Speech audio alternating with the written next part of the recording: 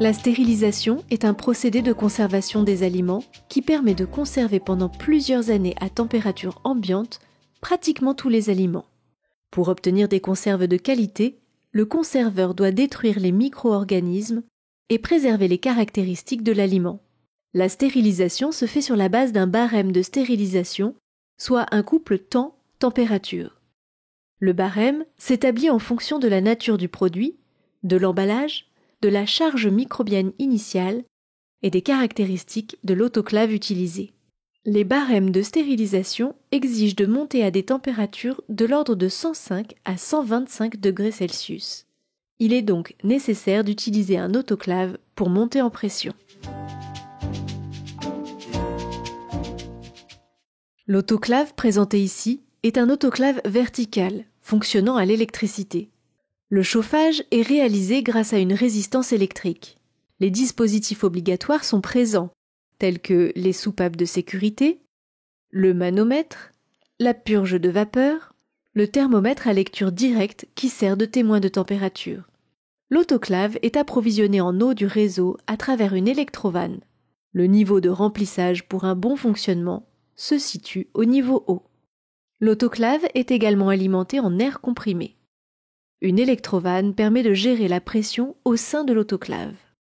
Vous voyez ici les différents éléments sur l'autoclave. Arrivée d'eau, purge d'eau, thermomètre, soupape de sécurité, purge manuelle de vapeur, manomètre, électrovanne, air comprimé et évacuation d'eau chaude. Les boîtes à stériliser sont positionnées dans l'autoclave. Le thermocouple est installé dans le doigt de gant de la boîte témoin pour vérifier la température au cours du traitement thermique. L'autoclave est ensuite fermée. Une bonne fermeture de l'autoclave est indispensable pour garantir la sécurité. En effet, une faible pression interne suffit à exercer une pression très importante sur le couvercle. L'autoclave doit être manipulé par des personnes habilitées et il est contrôlé régulièrement par un organisme certifié. Un suivi des températures de l'autoclave et des sondes, de la pression ainsi que du niveau d'eau est possible grâce à l'interface numérique. Nous pouvons sauvegarder les réglages de traitement thermique pour une utilisation ultérieure en sélectionnant la recette. En vert sont indiquées les consignes et les paramètres de fonctionnement. En rouge, les températures réelles de l'autoclave et des sondes. La valeur stérilisatrice cumulée est également calculée tout au long du traitement thermique.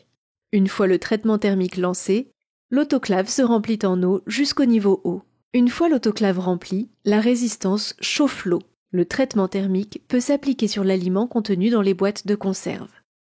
Le système de l'autoclave est composé de 3 étapes. Pendant la montée en température, la température au cœur des boîtes évolue plus lentement que celle de l'autoclave, car les transferts de chaleur sont progressifs. Cet écart dépend principalement de la conductivité de l'emballage et de l'aliment.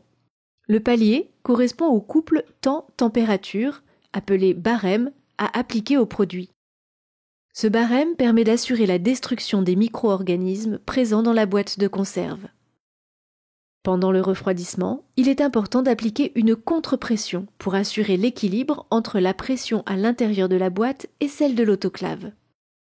À la fin du cycle, quand le manomètre indique 0 bar, la purge manuelle supérieure est ouverte.